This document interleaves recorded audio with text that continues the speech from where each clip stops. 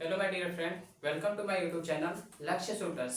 मैं लक्ष्य त्रिपाठी आप सभी का अपने यूट्यूब परिवार में स्वागत करता हूं। स्टूडेंट, जैसा कि आपको पता होगा कि हम लोग इस चैनल पे यानी लक्ष्य शूटर यूट्यूब चैनल पे उत्तर प्रदेश पुलिस सेवा, साथ ही साथ बिहार पुलिस सेवा और एसएससी एमटीएस के बैच चला रहे हैं। एक हमारा न्यू बैच चल रहा है अग्निवीर के लिए, जो कि एयरफोर्स का है, रक्षक बैच।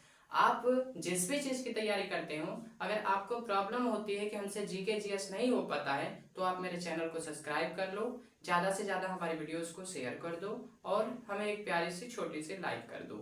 स्टूडेंट, अकेले पढ़ने के लिए काफी नहीं होता है, क्योंकि आप सिर्फ एग्जाम देने के लिए जाओगे, वहां आपका सिर्फ दोस्त ही नहीं बैठा रहेगा बल्कि और भी लोग बैठे रहेंगे। इसलिए आप अपने दोस्तों को भी शेयर करके जरूर क्लास दिलवाना। कारण ये रहता है, कुछ बच्चे ये सोच लेते हैं कि हम अकेले पढ़कर बहुत ज्यादा जान जाएंगे। आप कभी भी अकेले पढ़कर नहीं जान सकते हो, अपने औकात को नहीं नाप सकते हो। औकात से बुरा मत मानना। मेरे कहने का मतलब था कि पढ़ाई में आप उतना वॉलंटियर नहीं बन सकते हो। जो जितने की सब लोग जब क्लास करेगा तो सबकी एक मानसिकता होती है, वो किसी चीज को अपने हिसाब से बताएगा, फिर अगला होगा जो अपने हिसाब से बताएगा। यानी इससे हमारे अंदर क्या होता है, विकास होता है। अगर अकेले आप चाहो कि हम क्लास ले लें और चुपचाप रह जाएं, तो आपको सिर्फ इतने से पता होगा कि हमने क्या पढ़ाया और क्या जाना। लेकिन 10 लोगों को अगर आप पढ़ाते हो, मतलब ग्रुपिंग करवाते हो, वहां पे डिस्कशन वगैरह करते हो, तो आपको उसके बारे में भी पता चलेगा कि आखिर जो हमने छोड़ा पॉइंट, उसके तथ्य क्या थे। इसलिए मैं आपसे रिक्वेस्ट करूंगा कि आप हमारे वीडियोस को ज्यादा से ज्यादा शेयर कर देना। हमारी आज की जो टॉपिक रहेगी वो हमारी होगी संविधान पे चर्चा। पॉलिटी का आज हम लोग सेशन चालू करेंगे या फिर देखेंगे। उससे पहले हम लोग दोनों प्यारी सी बातें पढ़ लेते हैं, उसके बाद हम लोग क्लास को कंटिन्यू करेंगे। अगर आपको साउंड वगैरह प्रॉब्लम होगी तो आप हमारे कमेंट बॉक्स में प्लीज मैसेज जरूर टाइप करना। अगली वीडियो जब शूट किया जाएगा तो कोशिश किया जाएगा कि अपने साउंड को अच्छे से किया जाए, ठीक है। पुराना जहर नए नाम से पिला रहा है, पुराना जहर नए नाम से पिला रहा है, यह सरफिरा इश्क मुझे फिर से आजमा रहा है। इसी के साथ हम लोग आज की जो सेशन है उस सेशन को स्टार्ट करते हैं। हमने आपको पिछले जो क्लास लिया था उसमें बताया था माउंट बैटन योजना, जो कि 3 जून 1947 को हमारे भारत में आया हुआ था। अब एक चीज है कि माउंट बैटन योजना का काम क्या था, मतलब किस काम पे या फिर किस चीज पे वो चर्चा करने के लिए आया था। उसका जो चर्चा था, हम कह रहे हैं कि भारत और पाकिस्तान की विभाजन करना था। अच्छा, सवाल ये उठता है कि भारत और पाकिस्तान को विभाजित लोग करना क्यों चाहते थे।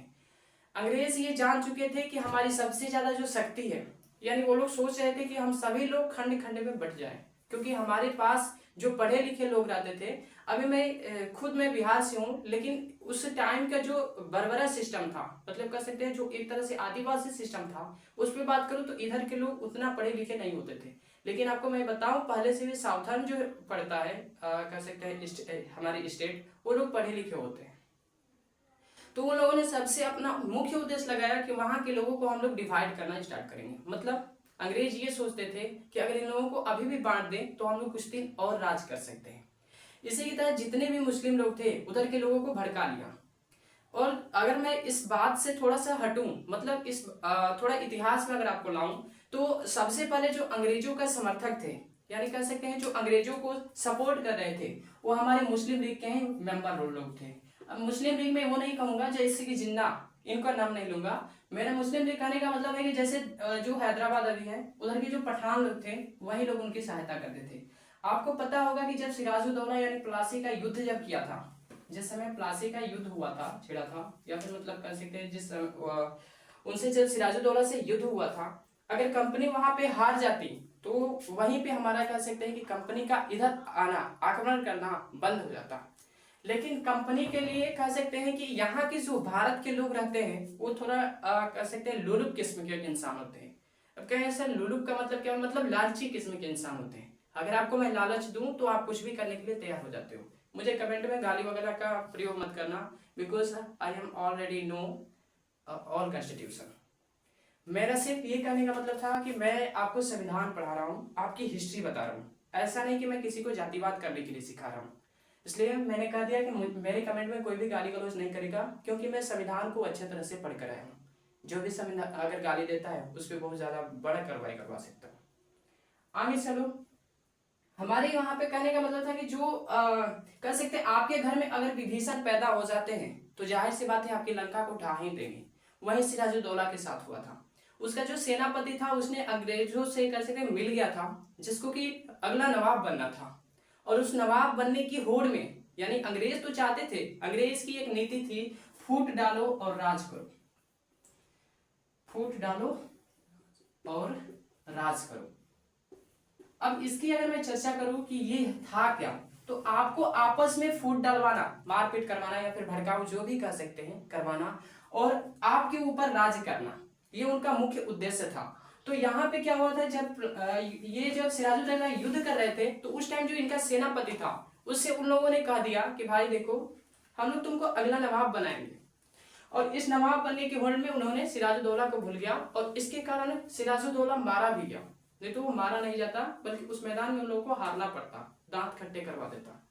लेकिन हमने बता ही दिया, अगर आपके घर में विभीषण पैदा हो जाते हैं तो आपकी लंका कितना भी बड़ी क्यों ना हो वो ढस जाएगा या फिर मतलब जल जाएगा। अपने घर के विभीषण को हमेशा अलग करके ही रखो, बेहतर होगा। और नहीं तो फिर दूसरा ये चीज है कि वो जो कहते हैं उसको करते रहो, इसके अलावा आपके पास कोई चारा ही नहीं है। हर जगह जहां भी देखोगे, यहां मैंने कहा कि ये भी अपने घर के थे, जो मुस्लिम लीग था ये भी अपने घर के थे, लेकिन ये लोग भी किसका सपोर्ट कर रहे थे, अंग्रेजों का। उसके बाद अगर मैं आगे आप लोगों को बताऊं तो हमारे कह सकते कुछ राजाओं लोग भी ऐसे थे जो कि वो लोग सोचते थे कि जैसे मान लो सपोज दैट, मैं एक एग्जांपल बताता हूँ। एक राजा था जिसकी बेटी बीमार थी।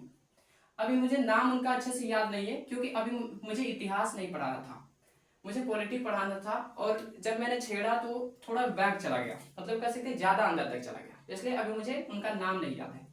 अब देखिए उस राजा ने क्या किया, जैसे राजा था और राजा की जो बेटी थी वो बीमार हो गई थी।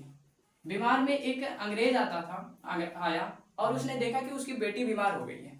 तो उसने क्या किया कि इसको कुछ दवा दिया, और दवा से देखिए जो भारत था उस टाइम में कह सकते हैं कि उतना विकासशील में नहीं था। अब ये भी मत कहना कि सर सभ्यता जो थी हमारी हड़प्पा सभ्यता वो भी तो यहीं की थी, सिंधु सभ्यता यहीं पे तो थी। तो उतना हमने अंदर नहीं गया, मैं सिर्फ बताने की कोशिश कर रहा हूँ। तो यहाँ पे जो था उनकी जो बेटी बीमार हुई थी तो एक अंग्रेज आया हुआ था और उसने कहा, दवा कुछ दिया, दवा से ठीक भी हो गया, और उसने कहा अरे इसे तो मलेरिया हुआ है, और मलेरिया को ठीक कर दिया। राजा यहाँ पे बहुत बड़ी गलती करता है। राजा ने गलती किया कि इसने कहा कि अरे भाई, जैसे मानो यहाँ पे मैंने लिख दिया आपको, क्या लिख दूं, अंग्रेज लिख देता हूँ, अंग्रेज से समझ जाना, अभी नाम नहीं मुझे याद है। आगे जब मैं हिस्ट्री पढ़ाऊंगा तो आपको नाम भी बताऊंगा। अभी मैं पॉलिटी के लिए चर्चा कर रहा था, लेकिन उस चर्चे से पहले आपको समझाना बहुत ज्यादा जरूरी है, इसलिए मैं इसको ले लिया। कारण क्योंकि कुछ होता है जब डिवाइडेशन होता है, यानी एक दूसरे की जो प्रणाली होती है जब चेंजिंग होती है तो वहां पे इसको भी जानना जरूरी होता है। अब यहाँ पे जो अंग्रेज था, अंग्रेज ने इनकी बेटी को तो ठीक कर दिया। पहले देखिए कुछ जो निम्न कोटि के इंसान होते हैं, मतलब कह सकते हैं, देखिए मेरा जातिवाद करने का कोई फैसला नहीं है, मैं जातिवाद नहीं कर रहा हूँ। कुछ भड़काऊ जो कि निम्न स्तर के, मतलब कह सकते हैं घटिया इंसान जो होते हैं, हमने गाली का प्रयोग नहीं किया, वैसे लोग आपके घर में घुसने से पहले एक चीज अपनाते हैं, आपके सबसे उस परम मित्र से मिलेंगे या फिर उस घर के सदस्य से मिलेंगे जो कि उनके साथ अच्छा व्यवहार करता हूँ, और व्यवहार के साथ क्या करेंगे कि वो आपके घर के अंदर प्रवेश करेंगे, और उस प्रवेश से अंदर कर आकर फिर वो लोग क्या कर जाएंगे इसका कोई भरोसा नहीं रहता। इसलिए इन्हें हर वक्त आप अपनों से दूर रखें। मतलब मेरे कहने का है कि आप इन्हें घर में न घुसने दें, तभी बेटर होगा या फिर अच्छा होगा। और आगे चले तो इन्होंने क्या, इन्हीं के देखिए जो राजा थे, राजा की बेटी जो बीमार थी, उन्हीं के रास्ते इसने क्या किया, हमारे भारत में प्रवेश कर दिया।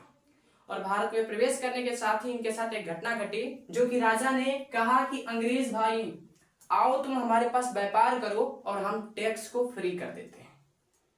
सबसे बड़ी हमारी गलती यहाँ पे हो गई। अंग्रेज, एक समय था जब अंग्रेज ने सोचा था कि मुझे भारत में किसी भी तरीके से राज करना ही है। वो टाइम था जब अकबर को उसने देखा। अब अकबर जो था, अकबर के 3 टाइम में शासन किया था। एक टाइम अपने कह सकते हैं सेनापति के संदिग्ध में किया था, दूसरा टाइम था जब अपनी माता के संदिग्ध में किया, और तीसरा टाइम था जबकि इसने रियल में कह सकते हैं कि शासन का रूप संभाला या फिर शासक बना। तो उस टाइम में जब इन लोगों ने अकबर को देखा था तो इसी टाइम में विचार कर लिया था कि भारत पे जाना या फिर आक्रमण करना जरूरी है, क्योंकि यहाँ पे मतलब अच्छी चीजें हैं। अब सवाल ये उठता है कि आखिर यहाँ से क्या हुआ। इस टाइम में कहेंगे कि सर आखिर अकबर को देखा कैसे, तो अकबर उस टाइम में पहला समुद्र भ्रमण करने गया हुआ था। लिख देते हैं, समुद्र भ्रमण करने गया था, वहां पे सब लोगों ने देखा था। और यहाँ पे देखने के बाद क्या हुआ कि उन लोगों ने विचार बनाया कि अब तो हम लोगों को भारत पे किसी भी तरीके से जाना है, वहां पे आक्रमण करना है। और मतलब क्यों, क्योंकि अकबर ने ऐसा कपड़ा पहना था कि उन लोगों ने सोच लिया कि अरे बाप रे, ऐसा तो कपड़ा हम लोग जीवन में नहीं पहन पाएंगे, क्योंकि बहुत महंगा कपड़ा पहना हुआ था। अब बात ये उठती है, जैसे कि अगर मैं आपसे बताऊं तो कहेंगे सर आखिर जो भी बंगाल से आता था, या फिर मतलब कह लीजिए कहीं से भी आता था, तो पहला अटैक बंगाल पे क्यों करता था। जितने भी मेंबर आए सभी लोग बंगाल पे अटैक क्यों किए, वाई ही अटैक बंगाल। या फिर किसी के भी निशाने में, फ्रांसीसी हो, इंग्लैंडी हो, मतलब अंग्रेजी हो, मतलब कोई भी आया हो, सबसे ज्यादा निशानाबाजी में कौन रहा, बंगाल रहा। क्यों, क्योंकि यहीं से हम लोग कह सकते हैं कि जितने भी ज्यादा पैसे वाली चीज थी सब यहीं से निकलती तो थी। कह सकते हैं यहाँ से या तो सप्लाई होती हूँ या फिर पैदा होती हूँ। उसके बाद अगर बताओ तो सब लोगों का ये निशान था। और अंग्रेजों को भारत जो था, भारत को हम लोग सोने की चिड़िया कहते थे, सोने की चिड़िया कहते थे। ध्यान देना, एक तरह से कह लो कि ये भी मेरा रिव्यू ही वीडियोस है, लेकिन अगर आपको अच्छा लगता है तो आप मेरे कमेंट में बताना, मैं कोशिश करूंगा कि इससे भी बेहतर लाऊं। क्योंकि अभी हम लोग कुछ प्रॉब्लम झेल रहे थे जिसके कारण हम लोग अच्छे से वीडियो शूट नहीं कर पा रहे थे। ठीक है, मुझे आशा है आप लोग हमें जरूर कर सकते हैं प्यार दुलार देंगे और हम लोगों को जरूर आगे बढ़ाएंगे। दूसरा चीज, आप लोग उम्र मत देखिए, तो इस समय आता है ना कि उम्र मत देखो जिगरा सिस्टम हिलाने का रखते हैं, तो वैसा चलिएगा। तो सबका यहीं पे क्यों निगाह आता है। आपसे एक सवाल मैंने पूछा कि भारत को सोने की चिड़िया क्यों कहा जाता था। बच्चे लोग बहुत ज्यादा पढ़ते हैं इसको, जीके जीएस को, लेकिन सबसे प्रॉब्लम बात क्या होती है, उनसे जीके जीएस बोलता है याद नहीं होता है। जीके जीएस मेरे भाई याद करने की चीज नहीं है, क्योंकि जीके जीएस मैं कहूं तो एक तरह से तुम्हारा समंदर है, और समंदर में कूदना बिना तैरते हुए यानी कि मारे जाओगे।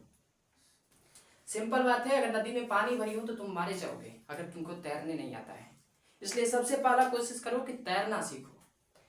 जीके जीएस कभी भी तुम लोग याद करने के लिए मत सोचना, उसे एक कहानी के रूप में पढ़ने के लिए सोचना, तुम्हें आसानी से याद होगा। और मैं आपसे वादा करता हूं कि उस कहानी को या फिर कह सकते कहानी के टाइप में बताने की कोशिश जरूर करूंगा। 1 मिनट, हम लोग आते हैं फिर से, आप थोड़ा फिर से स्टार्ट करते हैं। और अगर मैं आपको बताऊं, मेरा एक सवाल था कि आखिर भारत को हम लोग सोने की चिड़िया क्यों कहते हैं। इस सवाल को हम लोग थोड़ी देर वेट करेंगे, और मतलब कह सकते हैं आप अपने वीडियोस को पॉज कर लो और थोड़ा थिंकिंग कर लो कि भारत को सोने की चिड़िया क्यों कहा जाता था।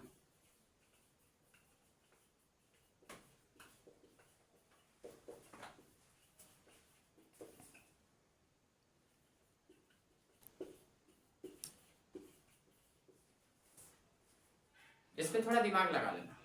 हम लोग सेशन में रहेंगे, हम लोग हटेंगे नहीं, लेकिन आप लोग थोड़ा देर वेट कर लो, सोच लो कि क्या होगा। क्योंकि सबसे ज्यादा ये होता है कि अगर मैं डायरेक्टली आंसर बता दूं, आपको कुछ ना करने की जरूरत पड़े, तो कहिए कि हम आपका एग्जाम दे आता हूं, आप लोग सिर्फ जाइएगा, एक ही बार वर्दी पहन लीजिएगा और पहन कर बैठ जाइएगा। घर से सोचते रहिए कि वर्दी कब मिल जाएगी। भारत को सोने की चिड़िया क्यों कहा जाता था, क्योंकि यहाँ पे सबसे पहला पॉइंट लिख सकते हो, यहाँ मलबल मिलता था। पहला हमें है मलबल मिलता था। दूसरा अगर तो यहाँ पे एक अफीम नाम की चीजें मिलती थी। अफीम अभी सरकार ने बंद कर दिया है, लेकिन जो अफीम थी ज्यादातर जो विदेशों में मांग होती थी वो हमारे पास ही उपजाई जाती थी। आज तो मैं फिलहाल इस टाइम में अगर देखूं तो अभी तो हमारे स्टेट में यानी कि बिहार राज्य में लिक्योर भी बंद हो गया है। हिंदी मीडियम वाले लिक्योर के लिए शराब कहा जाता है, और जो एजुकेशन लाइन है यानी जो शिक्षा का लाइन है उसमें दारू का आना थोड़ा अनुचित लगता है, इसलिए मैंने आपको इंग्लिश में बोला लिक्योर। ठीक है, आप लिक्योर को जान जाना। अब देखो अफीम का भी अगर कहोगे सही इसका डिफिनेशन बता दो अफीम होता क्या है, तो मैं कहूँ कि आपके पास में एक स्पून यानी एक चम्मच कह लो, सॉरी बाकी सभी लोग हिंदी मीडियम के ही होंगे शायद। तो 1 चम्मच कर लो। अगर 1 चम्मच तुम्हारे पास अफीम है तो आपको मैं कहूं कि आप इससे 1 ग्राम शराब बना सकते हो। ये चीज हमारे पास मिलती थी। और किसी भी, जैसे मान लो कि ये तीसरा पॉइंट हमारा देख लो, ये हमारा जो देश था मसाला के लिए प्रसिद्ध था। यानी अंग्रेज को खाने के लिए सबसे ज्यादा किस चीज की जरूरत पड़ती थी? मीट की। अंग्रेज सबसे ज्यादा क्या खाना पसंद करते थे? मीट। और उस खाने में पसंद, मतलब कहने का है मेरा कि उस खाने के लिए, मतलब कह सकते हैं मीट बनाने के लिए, मीट का मतलब होता है दोस्त मांस। इस मांस को बनाने के लिए, उसको कह सकते हैं कि स्वादिष्ट करने के लिए हमें स्पेसिस की आवश्यकता पड़ती थी। स्पेसिस को हम लोग हिंदी में मसाला के नाम से जानते हैं। और ये मसाला मिलता कहाँ पे था? हमारे भारत में। भारत इसी के लिए तो फेमस जाना जाता था। और मैंने वहां पे सवाल उठाया था कि बंगाल पे ही क्यों आक्रमण होता था। बंगाल एक हमारे कह सकते हैं कि पोर्ट के नजदीक सटा था, और जिसका आधिपत्य यहाँ पे होता था, मान लो कि पूरा व्यापार उसके हाथों में था। अगर मैं कहूं कि आपको इस समय, जैसे बेटा या फिर मतलब भैया लोग हमारे से सीनियर है तो उनको भैया मैं कह दिया, जैसे देखो, अगर आपको अभी फिलहाल अभी के टाइम में बता रहा हूं, कोई आतंकवादी मत बन जाना, मैं शिक्षा दे रहा हूं। अगर अभी के टाइम में आप दिल्ली पे आक्रमण करते हो और इस दिल्ली को अपने कब्जे में ले लेते हो, तो आपका मतलब क्या हो? पूरे भारत पे आपने आधिपत्य जमा लिया। आधिपत्य जमाने की अगर मैं बात करूं, जैसे कि अगर आप कहोगे कि सर अगर मैं बिहार को अटैक करके ले लेता हूं तो बेटा बिहार को अगर लोगे तो सिर्फ अकेला एक राज्य तुम्हारे आधिपत्य में आएगा। बट अगर इस जगह को तुम अपने अंडर में ले लेते हो तो पूरे 28 स्टेट यानी 28 राज्य तुम्हारे कब्जे में चले जाएंगे। यानी एक ही बार में होल कंट्री पे, एक साथ पूरे कंट्री पे तुम क्या करोगे? राज करोगे। ठीक है, अब यहां तक मुझे आशा है आपको समझ में आ रहा होगा। ठीक है, जिस जगह पे आपको समझ में ना आए आपको हमारे कमेंट बॉक्स में मैसेज टाइप करना, हम लोग अलग से उस पर वीडियो बना देंगे। लेकिन प्लीज हम लोग एक चीज जरूर कहेंगे कि आप लोग हमें सपोर्ट जरूर करना।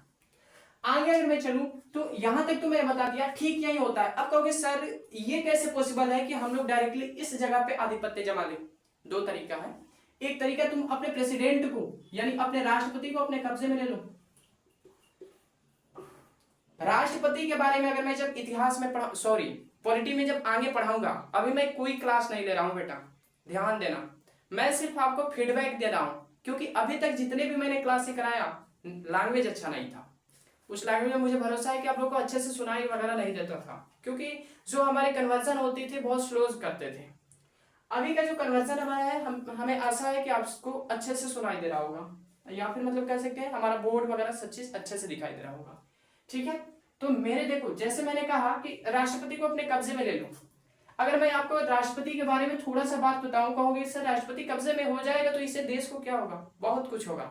राष्ट्रपति को अगर बताऊं, जैसे मान लो राष्ट्रपति, आपको ये पता होना चाहिए कि अगर मान लो राष्ट्रपति किसी दूसरे देश में परिभ्रमण के लिए चला जाए, परिभ्रमण का मतलब घूमने के लिए चला जाए, तो उसके जगह पे कोई ना कोई फिर से राष्ट्रपति बनाकर रखा जाता है, या फिर उस राष्ट्रपति को कार्यवाहक राष्ट्रपति के रूप में जाना जाता है। कार्यवाहक राष्ट्रपति की चर्चा हमारे अनुच्छेद में की गई, हमारे संविधान में किया गया है। ये जो कार्यवाहक राष्ट्रपति होंगे वो हमारे देश की स्थिति को देखेंगे। अब कहोगे सर वो उस कार्यवाहक से जो राष्ट्रपति होंगे किसको बनाया जाएगा? तो मैं बता दूं आपको, वाइस प्रेसिडेंट को बनाया जाएगा। वाइस प्रेसिडेंट का हिंदी होता है आपके उपराष्ट्रपति।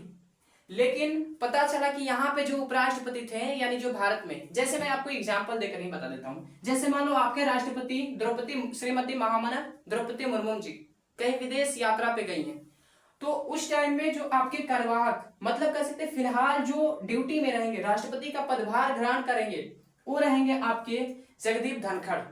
और सपोज दैट इनको वैराग्य जन्म ले लिया। वैराग्य जन्म लेने का मतलब इन्होंने कहा कि मुझे अब राज्य से कोई मोह नहीं है, मुझे अब कोई घर से मोह नहीं है, मैं अब कमंडल उठाऊंगा और चलूंगा घाट पे। मतलब मेरे कहने का है मैं अब साधु बन जाऊंगा, अब यहाँ पे कोई मैं नहीं करूंगा, मुझे माफ करो। ऐसा अगर जैसे मान लो सपोज दैट तुमने हमें बैठा दिया ले जाकर उपराष्ट्रपति की कुर्सी पे, और उपराष्ट्रपति जब भी बैठाया तब राष्ट्रपति न रहे, मतलब हट जाए, विदेश परिभ्रमण पे चला जाए, घूमने के लिए चला जाए, तो उस टाइम में मुझे कार्यवाहक बनाओगे और मैंने कहा ना ना ना ना हम नहीं बैठेंगे, हमको अभी बैराग करना है, अब हम नहीं करेंगे। अर्थात मेरे कहने का मैं अब आपके देश के लिए काम नहीं करूंगा भैया, मतलब अपने देश के लिए काम नहीं करूंगा, मैं एक कमंडल उठाऊंगा और वो भगवा रंग का कपड़ा पहनूंगा और मांगूंगा भगवान के नाम पे कुछ दे दे, ऐसा मैं अगर कर दूं तो अब प्रॉब्लम यहाँ पे आएगी कि भैया तब राष्ट्रपति का पदभार संभालेगा कौन? क्योंकि मैं अगर आपको एक चीज बताऊं, इस राष्ट्रपति की कुर्सी अगर 1 घंटे के लिए खाली हो जाए तो तुम्हारा देश खाली हो जाएगा। यही होती है राष्ट्रपति की पावर। 1 घंटे के लिए तुम राष्ट्रपति की कुर्सी खाली कर दो, यानी सिंपल बात मेरे कहने का, राष्ट्रपति का मतलब होता है राजा। जिस देश में राजा ही ना हो उस प्रजा की क्या हाल होगी? अगला देश यानी बाह्य देश हमारे ऊपर आक्रमण करेगा और वो खुद शासन करेगा। आशा है मुझे आपको समझ में आ रही होगी। प्रॉब्लम अब यहाँ पे आती है कि सर तब तो आपको भी वैराग्य जन्म ले लिया, आप भी चले गए साधु होकर भगवान के नाम पर मांगने, तो आखिर बैठेगा इस कुर्सिया पे कौन? तो मैं बात आपको बताऊं कि अब इस कुर्सी पे बैठने के हकदारी कौन होंगे? CJI होंगे। CJI का फुल फॉर्म होता है चीफ जस्टिस ऑफ इंडिया, अर्थात भारत के मुख्य न्यायाधीश। इस समय भारत के मुख्य न्यायाधीश और 50वें मुख्य न्यायाधीश, प्रेजेंट टाइम की बात कर रहा हूं, इसको नोट डाउन जरूर करना क्योंकि ये एग्जाम में पक्का पूछा जाएगा। DY चंद्रचूड़, अर्थात कह सकते हैं कि उसको शॉर्टली याद कर लो DY चंद्रचूड़, ठीक है। तो अगर वाइस प्रेसिडेंट नहीं रहते हैं तो हमारे CJI यानी चीफ जस्टिस ऑफ इंडिया वहां पे प्रेसिडेंट का कार्य संभालेंगे, लेकिन ध्यान देना इस प्रेसिडेंट का नाम होगा कार्यवाहक प्रेसिडेंट, ठीक है। अब इसके आगे मैं आपको बढ़ाऊं, कहोगे सर इनको भी तो हो सकता है ना कि इनके देह में खुजली हो जाए, इनकी भी तो हो सकता है कि इनके साली का शादी हो जाए, इनके सार का शादी हो, तो ये पता चला कि वो मतलब थोड़ा समझो, अगर साली का इनका शादी रहेगा तो क्या ये ड्यूटी करेंगे कि ये जाएंगे? तो पता चला कि ये भी कुर्सी छोड़कर चले गए।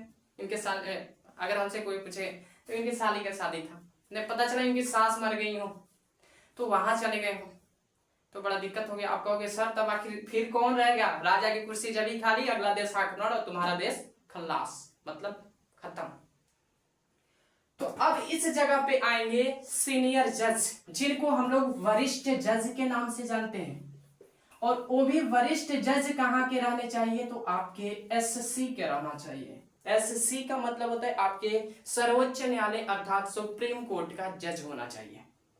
और अब कहोगे सर हो सकता है कि इन्हें भी वैराग्य जन्म ले लिया तो मैं कह दूंगा कि मेरे भैया आपके देश में देशवा चला कौन रहा है? कुछ लोग पागले हो गए, कैसे गए हैं, कुछ लोग परिभ्रमणे पे चले गए, कुछ लोग अपने साली के शादी में चले गए, और कुछ इधर पता चला कि ये लोग हम कह दिए कि हमारी भी तबीयत खराब हो गया, मतलब हम भी वैराग्य में चले जाएंगे। तो भाई देश चला कौन रहा है? तब तो इसका मतलब आप देश में आजाद नहीं हो, गुलाम हो, ठीक है। 1 मिनट के लिए ब्रेक लेते हैं, इरेज करते हैं, और इरेज के साथ ही फिर से हम लोग बाद में बात कर लेते हैं। अब देखो राष्ट्रपति पे हमारी चर्चा चल रही थी, अब देखो यही हमारी क्या है, एक तरह से राजा है, और हमारे राजा को मैंने मार दिया या फिर कुछ भी कर दिया, इनको वैराग्य जन्म ले लिया, कुछ भी हो गया, तो इनके बाद आएंगे हमारे उपराष्ट्रपति, राष्ट्रपति, इनके बाद आएंगे हमारे CJI। CJI का हिंदी हमने बता दिया, भारत के मुख्य न्यायाधीश। इंग्लिश लिखना हो लिख लो, चीफ जस्टिस ऑफ इंडिया। इस बार के अगली बार जब उत्तर प्रदेश पुलिस का एग्जाम हुआ था, यानी पिछली बार की बात कर रहा हूँ, इस बार की बात नहीं कर रहा हूँ, उसमें एक सवाल आया था आप लोगों से कि जो चीफ जस्टिस ऑफ इंडिया होता है, इंडिया का होता है, वो भारत में किस जगह पे न्याय कर सकता है? मैं आपको बता दूं, भारत के ऑलवेज मतलब कह सकते किसी भी all district, all state, all मतलब कह सकते हैं जितने भी आपके पीठ होते हैं, कहीं भी जाकर वो न्याय दे सकता है।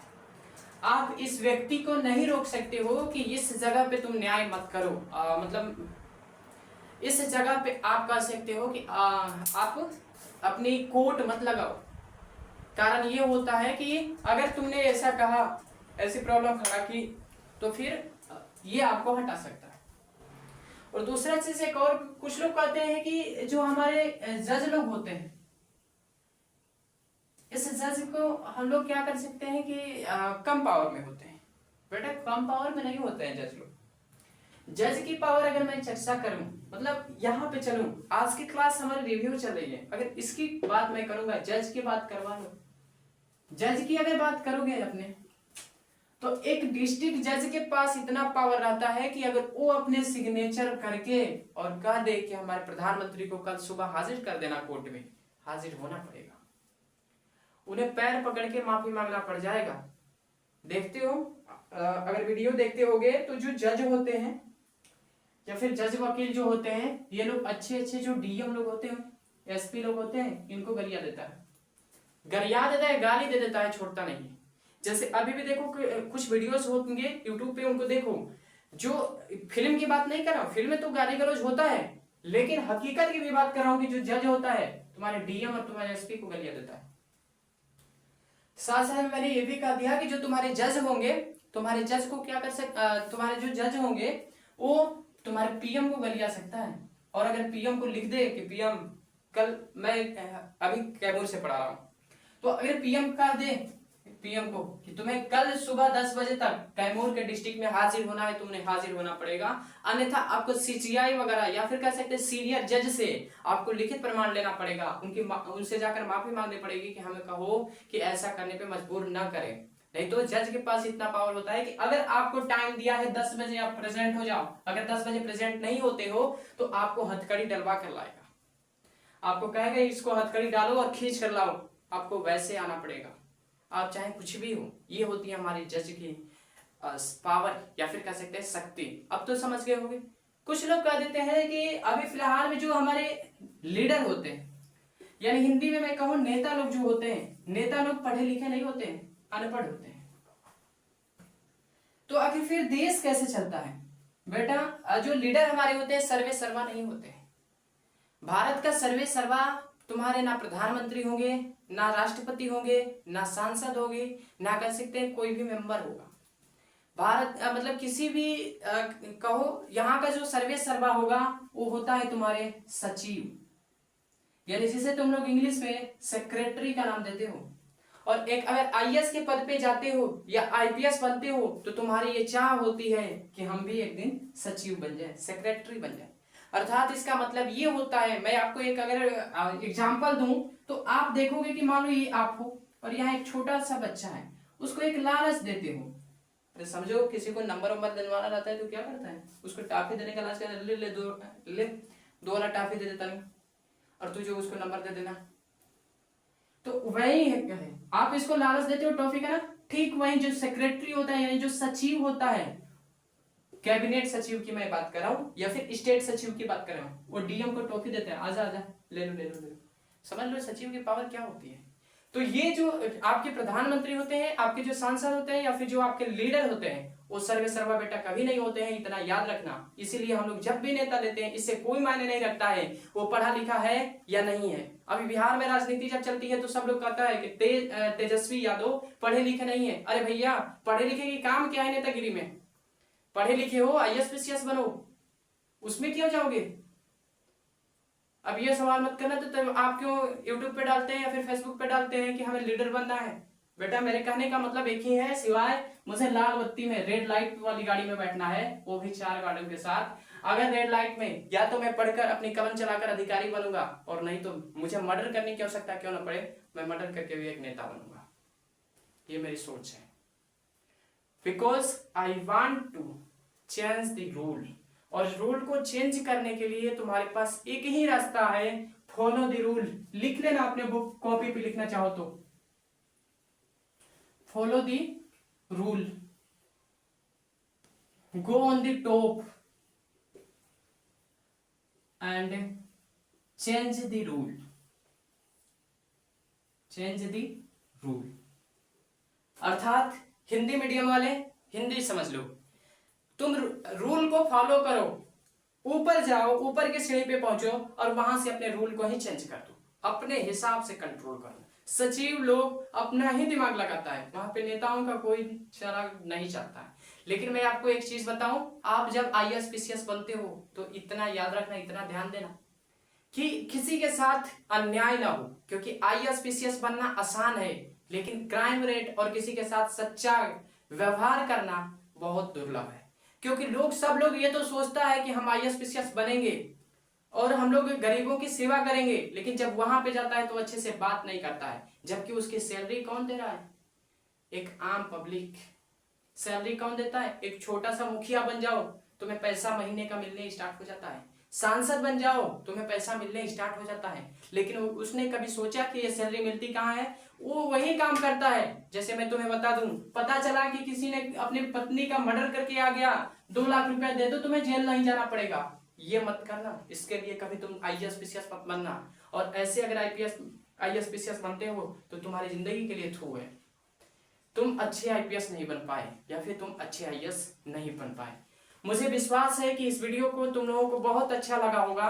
मिलेंगे हम लोग नेक्स्ट वीडियो के साथ, और उस क्लास में हम लोग करेंगे पॉलिटी का। या फिर अगर आप लोग मैसेज मुझे टाइप कर सकते हो कि सर हिस्ट्री पढ़ा दो या फिर सर इकोनॉमिक्स पढ़ा दो, आपको जिस भी सब्जेक्ट में कर रहे हैं, एनी सब्जेक्ट, आपको कोई भी सब्जेक्ट हार्ड लगता हो, प्लीज मेरे कमेंट में जरूर मैसेज करना या फिर मतलब कमेंट करना। मैं उस वीडियोस को ही शूट करूंगा, उस सब्जेक्ट पे ही शूट करूंगा, या फिर कह सकते उस विषय पे ही शूट करूंगा। मिलेंगे नेक्स्ट वीडियो में, तब तक के लिए जय हिंद, जय भारत, जय बिहार।